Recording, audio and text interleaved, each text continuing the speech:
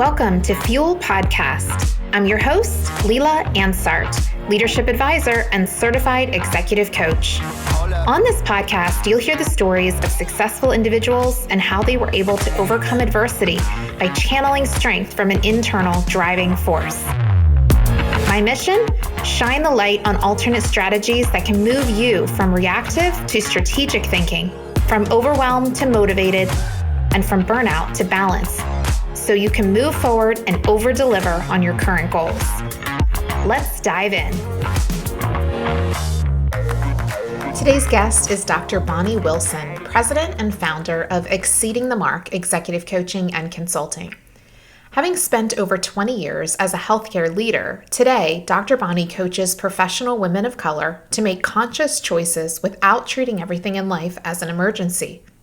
Her own experiences helped her master skills such as self-awareness, emotional intelligence, accountability, and having successful, crucial conversations.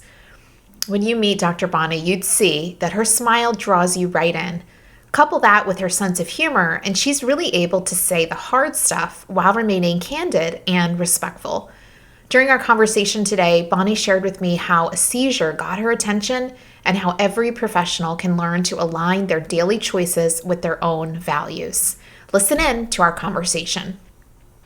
All right. Well, welcome, Bonnie, to the podcast. I am honestly more than thrilled to have you here today. For all of our listeners, Bonnie and I actually speak about once a week, if not more often. She has been a colleague and a peer of mine as an executive coach for over the last year. And we've gotten really remarkably close. I love Bonnie's sense of humor, her realness. She's very open with her journey and her wisdom as well. And I've been appreciative of both of those. So Dr. Bonnie, welcome to the podcast. Thank you, Leela. I was really excited to join you. Yeah, absolutely. So let's give all the listeners an opportunity to learn about you first. Why don't you tell us who you are, what you do, and what your background has been professionally, so we have some context for the rest of the conversation. Sure.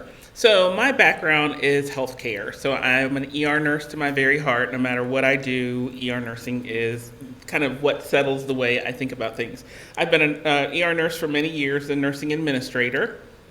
I was over 9 emergency departments in Oregon for 10 years, and then before that was over another ED for 10 years. So ER is kind of what I do, but I also had customer service and consulting and coaching in the middle of there, so it's kind of all rounded me out to be the coach that I am. And about a little less than 2 years ago, I started my own coaching business, executive coaching, when I realized that all that background I needed to start helping other people. So that's how I moved from the corporate world to where I am now. Wonderful. So 2 decades in healthcare in leadership capacities. And I remember the first time you told me your latest position, you were over 9 emergency departments. I cannot even imagine. What was that like on a day-to-day basis? Well, the thing to remember is there was a leader over each of these. Mm-hmm. So my job was to make sure all 9 went as one, like a ship, all going in the same directions. So I actually learned then how to take my consulting mind and my coaching mind and stay focused, because I wasn't supposed to be getting down in the weeds. Unless there was something really going on, then I'd be in there playing whack-a-mole. But other than that, I was supposed to make sure all 9 were going the same way and that the like-sized departments were functioning pretty much the same. So we did policies, procedures, and practices, and then I was responsible for strategy. So it was really fun. I didn't even realize then that I was doing more coaching and consulting until later I thought about it. Yeah. That's interesting. I was going to say, with 9 leaders who are each responsible for their own ER, and then the responsibility that ladders up to you, I would imagine you've gained quite the experience in terms of dealing with interpersonal challenges, managing workloads, managing conflict, negotiation, those types of things. Would you agree? Yes, all of it. So it was 9 leaders plus 9 doctors, so a total of 18 people that were expected to follow kind of a similar path. So all of the negotiation, teaching them crucial conversations, teaching them how to hold people accountable, but then how to also improve their employee engagement was a big part of what I did, and to try to make it consistent across all of those departments was important. Wow. So, what was the impetus for ending that 2-decade career and moving into more independent work like you're doing now? Well, I was a vice president of patient care in a small hospital. Actually, it wasn't that small, about 200 beds, and didn't stay in that job by the choice of my leader. And so I try to learn from everything. And I finally decided, and with the help of my husband, he said I'd been coaching for a long, long time. Talking to my own coach, he's like, "You've been doing this since 2018, so why aren't you out on your own?" So it's kind of a push in the pool, and I could swim just a little bit, and now I'm kind of swimming pretty well. Actually, swimming really well, like an athlete almost. You are. That's great. Dr. Bonnie, tell us a little bit about who you are outside of work. You mentioned your husband. Yes, so I'm in love with my husband. He's the best thing since sliced bread. We have 4 grown children, and then one that doesn't know she's not our child. So we say we have 5, even though she's our niece. We have 2 grandchildren and 1 on the way. So they don't live around us. One of our kids lives in Oregon, one lives in South Carolina, then the rest live in Maryland, but it's much closer where we are now. So we get to see them a little bit, and then we talk to them every week, couple times a week. Oh, that's wonderful. It sounds like a tight family. It is. And you moved recently. Where are you joining us from today? Illinois. That's funny. Where are you joining today? Like you're going to move again. I'm not, ever. I live in Illinois now, in Sugar Grove, Illinois, about 45 minutes outside of Chicago. And we really do like it. Enough area for us to run around and not get on each other's nerves. So it's perfect. A key component. So, Bonnie, we're talking today about this concept of fuel, as the listeners are familiar with. With a 2-decade career in healthcare, and then most recently becoming an entrepreneur and sparking out on your own, I'm curious to hear about some of what you've realized have been your driving factors over the last, over your entire career, really. And I'd love it if you could share with us something that you've gone through where you were able to gain some clarity on the motivators that are important to you. Mm-hmm. Sure. So in 2015, I had a seizure on a plane about 10 minutes outside of Oregon. And over the course of the next 3 months, then I had 3 brain surgeries. So, one was to take a tumor out. The second one was the site got infected, and I had a germ called E. coli, which is what you find in poop and dirt, in my brain. So they went and cleaned it out. Yeah. And then I had IV antibiotics for 6 weeks. I wore a helmet, and as you can see, I don't like anything but hair on my head. And then at the beginning of December, I got a titanium plate put in my head. So over that course of time, I had to realize that it was important that I focused on my health. And trust me, there were times when I was like bawling, dissolving in tears. I would stand at the top of the steps and start crying because I wasn't supposed to go up and down steps without anyone, until my husband was like, "Get a grip. You're still alive and you're fine." So, after that, and then after having another seizure sitting at a stoplight 3 years later, the medication would make me sleepy at the time. And I got really frustrated, and I said to a dietitian that I was working with, "This is crazy. I don't want to go back to sleep. I don't want another nap." And she said, "Your body won't sleep any more than what it needs." And so it really made me start understanding I need to focus on my health. So my priorities used to be God, my family, and work or school. I realized that if health wasn't in there, it'd be just like a flight attendant says about putting on your own oxygen mask first. I wasn't taking care of me. So the way I do that now is, if I get sleepy, I go lay down. And I probably couldn't do that if I was in the corporate world. If I want to go to bed at 9 o'clock at night, I just go to bed, because I remember that seizure came from scar tissue, but it was potentiated by not getting enough sleep. So I have to have sleep, or I could basically kill somebody in having a seizure at a light. And all this has been I think, the way God wanted it to be for me. But he got my attention, so I'm not trying to not listen again and not do what I'm supposed to. Interesting. So Prior to having the seizure, you were obviously, you're a very driven woman. I shouldn't say were. You are a very driven woman. You're intelligent. You've pursued your healthcare career and your PhD. What do you think was your bigger driver before the seizure compared to this impetus that you have on health now? I think, to use one of your words, fuel, I think what fueled me is ambition. And I've always said I don't have to be perfect, but I don't want to make mistakes. So, while that sounds counterintuitive, I wanted to be the best, and I don't mean the best like better than anybody else. I could never do a half-ass job. So I was always trying to do it really well and do it not perfect, but it had to be as close to that as possible. And that was what was so important, that I needed to do everything I needed to do to make sure it was right or as close to perfect as possible, to be excellent. And that was ahead of my health. And honestly, I think it sometimes took precedence over my family, which is why after a while I put family up higher, not just in my brain, but in my actions. So it just moved things all around. Before it was all ambition and career. Afterwards, it was, have you lost your mind? Actually, yes, you lost a piece of it. You need to be focusing on sleep and doing what's healthy. And we come back to Bonnie's humor. I love it. She can take such a serious topic and still make you laugh. It popped in my head and then came out of my mouth. Sorry. No apology needed. So, I find this interesting because you and I both work with leaders, and very often we work with high achieving individuals.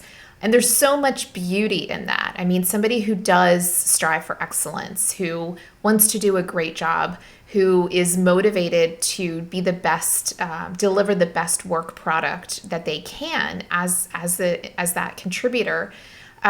It's hard to look at that and find fault with it, especially in our capitalistic society. But at the same time, I find, and I'd love to hear your thoughts here, that quite often, in fact, I would say 90% of the time, the individuals who do so well and perform so well, they don't ever have that stop point. So they tend to have a career where they perform well, they move up, they do all of these different things that are markers of success. But then inevitably, they have some kind of a big line in the sand moment if they're not conscious and intentional around their day-to-day decisions, because that kind of an approach to life and career, in my opinion, is not sustainable over the long term. So first of all, do you experience the same in the advisory capacity that you have? Yes, all the time. I think the reason people do it is always striving to be the best. As women, we feel like we have to work extra hard. And as a woman of color, I have to, as my mother used to say, work twice as hard to get half as far. So you put all that in together, and we just feel like we have to keep working hard. The way I like to bring people back is with a couple of statements. One, if you're laying on your deathbed, nobody looks up to their kids or their family and goes, I am so glad I got that report done on time. I mean, that's not what's on your mind. What's important to you is, did you spend time with your kids? Did you spend time with your family? Are they wanting to be there with you? Do they like spending time with you? And the other comment I use for people is I tell them, is your hair on fire? Is it an emergency? Is somebody going to die? So I was talking to someone this morning, and she's, doing a salary negotiation. And she said, I'm so nervous. I said, so if you don't get what you want, so is anybody going to die? You still have a job. So is it really it can be life changing, but is it life altering, like a seizure, having an accident because you're too tired? So it's kind of prioritizing. Are those things, I know they're important, and I know you have deadlines, and no, I don't always do it perfectly, but are you most of the time paying attention to your body, what your body's telling you, than you are to what your job is telling you? So good. So I'm going to play the devil's advocate here for a minute. You ready? Ready. Have a seatbelt on. Okay, Dr. Bonnie, that's easy enough for you to say because now you work for yourself. So you can go take a nap in the middle of the day if you feel tired and you don't have an appointment. What about me? I work in corporate America or I work in healthcare. How can I take this wisdom and apply it in a practical way that can really work? So Very good, grasshopper. I can give you a good answer. What I tell people often is even when I was in healthcare and in the corporate world, there's a way to put a reminder. So in healthcare, you're going, going, going. ER nurses, we have what we call a nurse's bladder, where you can just go and go forever. You don't even stop to go to the bathroom. I put reminders on my phone. So there is a reminder that goes off at 12 noon that says stop for lunch. Usually I've already eaten by then, but it's just a tickler to go, okay, it's time. There's one that goes off at 6 o'clock because, I could keep working forever. I love my job. It goes off at 6 o'clock and it says wind it up, wind it down, stop working. I have one that goes off at night that's, okay, let's slow it down, let's start getting ready for bed. So I would put a reminder on in the middle of the day that says take 5 minutes. Even our Apple Watches tell us to stop and take a deep breath. I encourage people to, instead of saying I can't, to figure out a way how I can. So when you go in the bathroom as an ER nurse, can you pause for a minute, take some deep breaths, and just try to recenter yourself? Can you go outside for lunch and just eat outside for a little bit, just so you can, again, recenter yourself to what's important? Absolutely. Yeah, no hair being on fire, and it's not an emergency. And is anybody going to die if you don't get that done? In the ER, yes, because I'll have an ER nurse go, yes, I'm saving lives. But, can't you take 2 minutes and go and have a moment of peace? Yeah, absolutely. And I'm going to add to that, I don't work in healthcare. So from the business perspective, the clients that I'm working with, there's been several where we've had to put into place what I like to call a container. So we visualize what is a reasonable amount of time for you to be spending on your position. And these are individuals who are high up, they're executives in the company, and they hold a lot of responsibility. So this is not an easy conversation for them to have. In fact, it typically comes, quite a few weeks into the coaching engagement because they cannot even fathom having this conversation when we get started. But when we get there, we go through an exercise where we create a container, meaning what is a reasonable amount of time for you to deliver B+ work? And then how many of the responsibilities that you hold or the projects that you're currently leading need to be A+ work versus B+ work? Again, coming back to the audience, right? These are high achievers. These are individuals who they don't hold anything back. I mean, like you said, they refuse to do anything less than their absolute best. But what that ends up doing is the smaller things that would be good enough with just a messy one-page, set of 8 bullets and going into a meeting becomes a full-on, 3-page agenda with supporting documentation when that particular meeting with that particular audience may not have warranted that. But because they always deliver on that level, it is an automatic for them. They don't even think outside of the box. So the exercise is create this container. What are the priorities within your organization? How is your progress and success measured? What are the important values of the company and how your delivery is gauged? And then how can you put that in a container so that what doesn't fit in the container, you feel okay. You can release the guilt of it falling off, because if it doesn't fit in the container, it doesn't. And I like to do a lot of visualization. So for clients that works with, when they can see that they can deliver fantastic work, that they can be proud of the contribution that they're making, that they can be doing meaningful work and have it not kill them, then they start to gain some hope. And that hope with some very specific strategies then helps to educate them on creating very realistic boundaries, where a boundary for you might be at this point in your experience, stop to have lunch, stop at 6 p.m.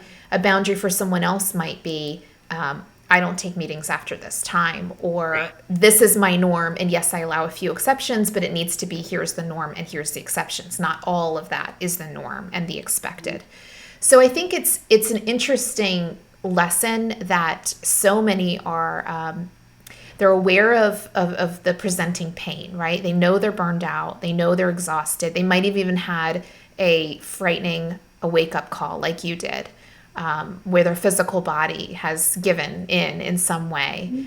But I think the world at large right now is facing so much of this. So I think your message is extremely timely about how we do need to prioritize our personal and our physical health and our mental health, right? Like that's the next step. But physical health being number one to make sure that we can continue to deliver what we're wanting to deliver and give to the world. Yeah, I do a similar exercise that's only maybe a little step back. I have people take, I have a worksheet where it has 3 columns. So column 1 is your values, column 2 is your priorities, and then column 3 is what actions will align with those. And whenever people do it, they go, oh, so my priority, my value is family, and my priority is that I'm going to put my family first, but I think of them last.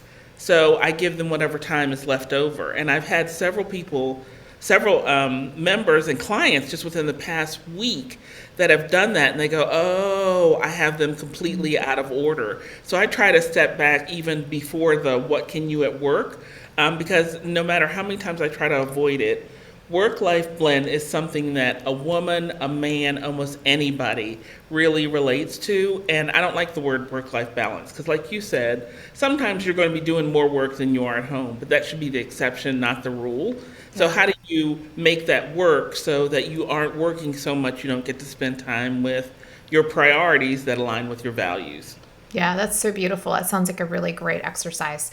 So then let's bring this back to your particular experience. I mean, first of all, going through that seizure on an airplane, I mean, I know you're probably much not more knowledgeable about the human body and everything because of what you do professionally, but still, I mean, that had to be incredibly frightening. And then to have a series of surgeries after the fact, and it's not an easy fix. It's not a one and done kind of situation. How did you find that your decision making was influenced by this experience? You know, kind of stair step us through it, because this clarity that you speak with so surely now, I'm sure didn't happen overnight for you. No. So you may remember one of the things that I said as I was standing at the top of the steps crying. So one, my medical background is sometimes, so we ignore, nurses are the worst patients, nurses and doctors. So I would try to do things I wasn't supposed to and realize that I couldn't. So that would be the awakening of stop it, that's not working for you. Over time, I realized that I was hurting myself if I didn't start doing what I needed to. So I've had another surgery since then, knee surgery, and the first one went well and the second one did not, because the physical therapist said you just set yourself back 2 weeks because you were trying to do something you weren't ready to do. So I kind of get these health things, but I also realize I'm not hurting anybody but myself. So I've stair-stepped from I'm the boss of everybody and I'm going to do what I want to well, maybe it's hurting me if I don't do what I'm supposed to where I am now of I want to share with other people what are some simple things you can do to be able to stay focused on your health. So I went from scared to kind of a little bit nervous. I can tell you when the doctor came in and said she was going to have to take me back to surgery because I had pus all the way down to my brain. All the faith in the world doesn't make you not go, oh my God, did she just say what I thought she said? Mm-hmm. But I had a really sense of calmness and peace that's from my faith, where I, just kind of reached over and patted my husband's hand and said, everything's going to be okay. Of course, as he's staring at me like, are you crazy? What are you talking about? To the place of where I am now, where you've seen I've had some times where I'm, oh, woe is me, life is so bad. But then it comes back to my faith of life is so bad, but it's bad at the moment. How do you focus on what's more important and the good things that are happening? So it's happened over time. By the time I'm 90, I will be perfect at this. Just perfect. I love that. So this realization, Dr. Bonnie, of, reorganizing your priorities and placing health closer to the top is the way that I'm encapsulating it. Mm-hmm. How does it influence the work that you do now? So it really has a heavy influence. My ideal person that I've been working with, or people, it's been women who are salaried with 5 or more employees reporting to them, and really wanting to get their life back to the place where their priorities drive their work instead of their work driving their priorities. So when they work with me, they end up with a better balance a better, excuse me, I don't like the word balance, a better blend of what they do. I've had so many women go, now it's normal for me to either stop for lunch or to schedule a vacation or onto a holiday weekend go do what they're supposed to with their family. It also helps them to really get deep into their leadership, so when they're in a job to be able to get better at it or be prepared for their next career move.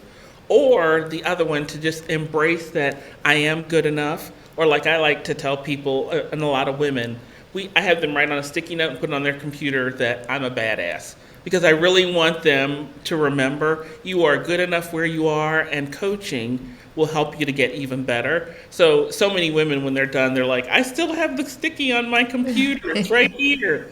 So we just say, put it on your computer and tell your kids they're not allowed to say that. But that's really how the women have turned their lives around. One woman said, you have completely changed my life. So that really makes me feel good, and it reminds me that coaching really does help, and it's why I have my own and why I coach other people. That's awesome. So awesome. It's very clear that you're passionate about what you do, and I know, because I know you even outside of this interview, that you're making a huge difference. Bonnie, tell us if something fun about you, completely out of left field here. I didn't give her any prep on this question. That maybe not everybody knows. You know, your average community of people don't know about you. So I was runner-up for Miss District of Columbia when I was about 22 years old. That's so cool. I was thin and gorgeous. Now I'm full and gorgeous. So I was runner-up, and I played concert piano, so that was one of the things I did. Yeah, we used to compete in the Body Conservatory. Yep, runner-up for Miss DC. Concert pianist. That's incredible. Do you still play? I still have a piano. Notice I didn't say I still play right now. Bifocals make it a little bit difficult sometimes, so because I tend to send way back from the piano because I have long legs. So now that I have some reading glasses, I should be able to. We brought our piano back with us. And so, yes, I will be playing at least a little bit. Oh, that's awesome. Thank you for sharing that. I love to hear the little, not so known little bits of info. Dr. Bonnie, how can the listeners learn more about you and get in touch with you if they'd like to do so? So probably the best way is LinkedIn. I'm heavy into LinkedIn. That's where many of my information is. So I'm Dr. Bonnie on there. The other way is my website. So it doesn't start with an E. It's Xceeding the mark. X marks the spot. CEEDING themark.com. Wonderful. And on LinkedIn, you said you're Dr. Bonnie. If we just search Dr. Bonnie, we're going to find you, or do we need to include your last name? You probably want to include my last name, Dr. Bonnie Wilson, or you can look up Xceeding the Mark. Remember, it starts with an X. Perfect. Awesome. Thank you so much. I'm really grateful for you sharing your story. It was certainly a personal story that you put out there for all of us to learn from today, and for sharing how that experience has impacted your decisions and the work that you do on a day-to-day basis. So appreciate your time. It's been a pleasure. Thank you. It was my pleasure, Leela. This podcast is brought to you by Leadership Impact Strategies. We help today's business leaders to navigate the people challenges of this pandemic era. With a focus on compassionate leadership, we help you eliminate team dysfunction and increase your own leadership capability, resulting in higher profits, sales, and results to your bottom line. Like what you heard on today's episode? Turbocharge your own leadership by grabbing our free resources. Discover your leadership strengths and potential blind spots with our leadership quiz, or grab our free checklist for holding an engaging team meeting. Find them both and more at www.leadershipimpactstrategies.com/resources. Finally, don't forget to subscribe to Fuel Podcast wherever you listen to your podcasts, so you'll be notified of every new episode. Until then, I'm Leela Ansart. Here's to you finding the fuel you need today.